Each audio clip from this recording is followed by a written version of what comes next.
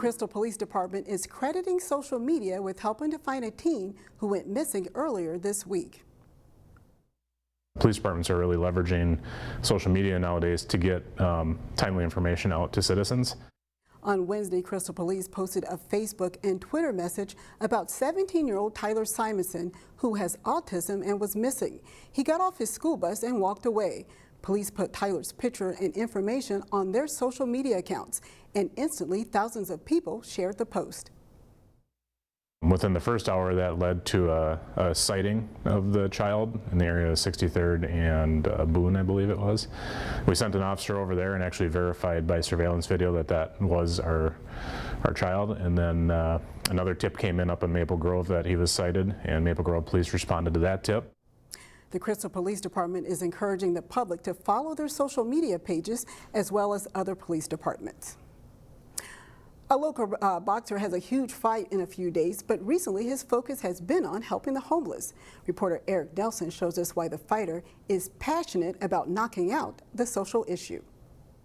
Not too bad. Want some salad? Caleb Truax threw his best punch at a growing crisis. It's actually a bigger problem than I realized there was. The renowned Osseo boxer Which type of lettuce? showed up at the House of Charity in Minneapolis to aid the homeless. Get some salad for you, man? Truax served meals to people who are going through tough times. Like I said, I'm humbled and honored to be in a position to help people. He's a boxer. She's a boxer.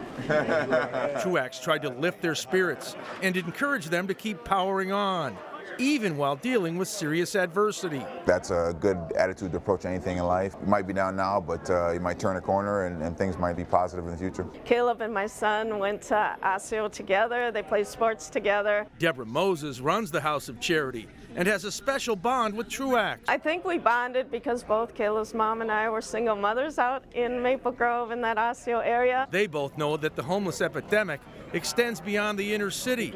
It's a suburban problem too. In the suburbs, what we see a lot of is couch surfing, people going from one couch to another, but there are shelters throughout the suburbs as well.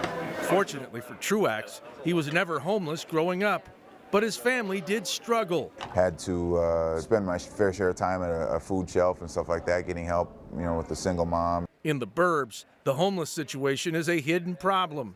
Many people disguise their plight because of embarrassment. It's tough out there. Hopefully the message that I bring across today will inspire somebody and help them. We need to talk about it more so we can get rid of the stigma and shame and allow people to get the services they need. Now Caleb's going to shed his nice guy image on Saturday night, April 13th. That's when he takes on Peter Quillen in a super middleweight fight here at the Armory. In Minneapolis, I'm Eric Nelson, CCX News.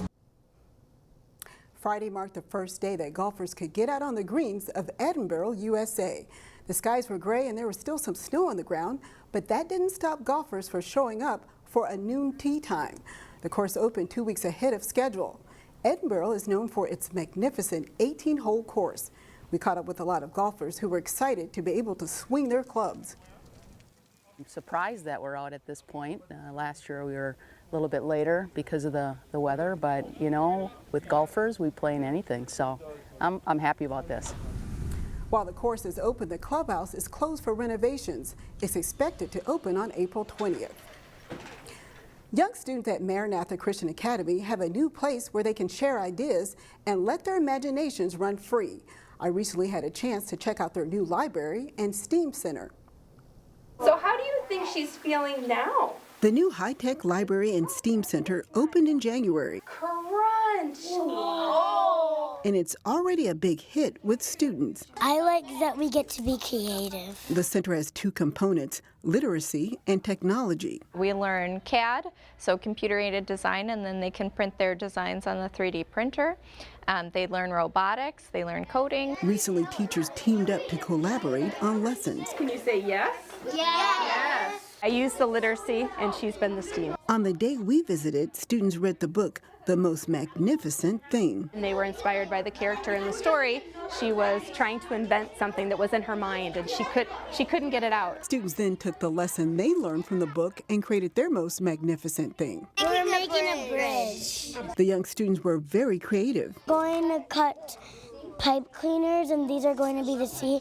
The cup is going to hold the bridge, and we're making the bridge out of cardboard. There are no guidelines. Students are completely free to create. I like that we can make whatever we want. Another team made a raft with a slingshot on it, using a variety of materials. Popsicle sticks, a cup, tape, and cardboard. It can float on water and do a lot of cool stuff. One group made a rocket ship. We worked together, made it as a team effort, and tried our very best and used our imagination to try to make this. Teachers say they've seen a difference since the center opened.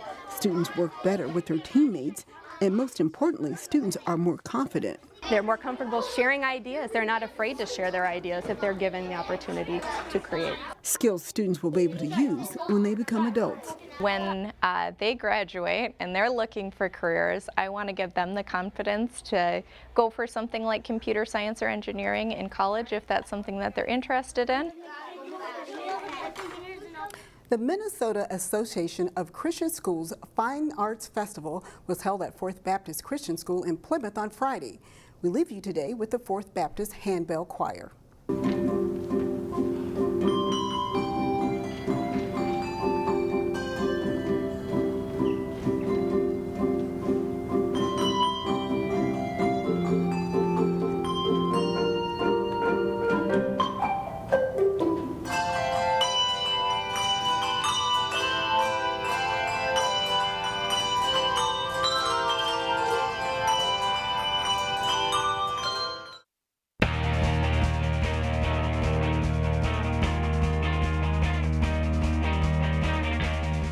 Another great year in boys basketball in the northwest suburbs. 2 of the top 3 Class 4A teams were from our viewing area, but there's plenty of talent from other local schools too. Here's John Jacobson with our Sports Jam All-Area team.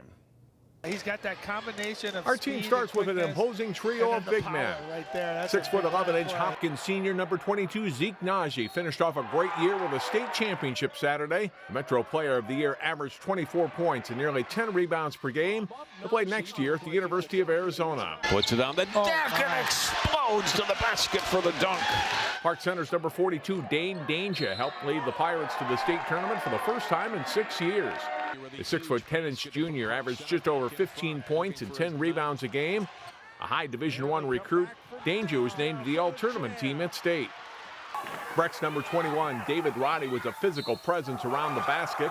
A first-team All-Metro selection, the 6'5", 245-pound Roddy could shoot outside too, and averaged 29 points and 17 rebounds per game for a good Breck team. He'll play next year at Colorado State. Wayzata's number 2, Jacob Bennigan, leads the program as the school's all-time leading scorer. The senior is part of 2 state tournament teams with the Trojans, and as a senior, he averaged 17.5 points, 5 rebounds, and 2.5 assists per game. He'll join his older brother Johnny at MSU Moorhead next year. Champlin Park's number 22, Bennett Otto, averaged 17 points, 5 rebounds, 4.5 assists, and 3 steals per game for the Section 5 runner-up Rebels. The 2-time All-Northwest Suburban Conference player will play in the MBCA All-Star Game and is headed to Augustana in South Dakota next year for college basketball. Maple Grove's number 4, Jared Rady, was a big part in Maple Grove's success this season. The senior guard averaged 13 points, 5.5 assists, 5 rebounds, and 2 steals per game for a Crimson team that reached the Class 4A tournament for a 4th straight year. Hopkins guard number 12, Kerwin Walton, is one of the top juniors in the state. A dangerous outside shooter, the All-Lake Conference guard was the team's second leading scorer at 17 points per game. Walton is an 87% free throw shooter and was named to the all-tournament team at state. Park Center's number 11, Tommy Chapman, was solid on both ends of the court for Park Center. The senior guard averaged 12.6 points per game for a Pirates team that spent several weeks as the top-ranked team in Class 4A. Maranatha Christian Academy's number 3, Hakim Daniels, helped the Mustangs to a 23-win season this year. The junior was the Mustangs' leader in scoring and rebounding at 14.5 points and 10 boards per game. Daniels is drawing a lot of college interest. Champlin Park's Jacob Johnson came on strong to enjoy a very good senior year for the Rebels. Johnson averaged 16 points, 4.5 rebounds, and 3 assists per game while hitting on 41% of his threes. He was all Northwest Suburban Conference. Whitehead number 12, Luke Paulson, was a quick and dangerous guard for the Section 6 4A runner-up Trojans. Paulson averaged 14.9 points and 4.4 assists per game as a senior. He was named All-Lake Conference. Adams, 3.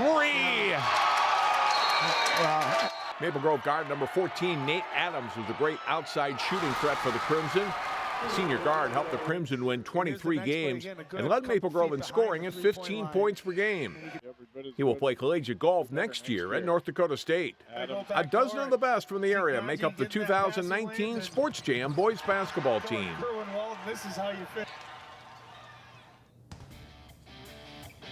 Some great players there, and right here too. These are the honorable mention picks for boys basketball.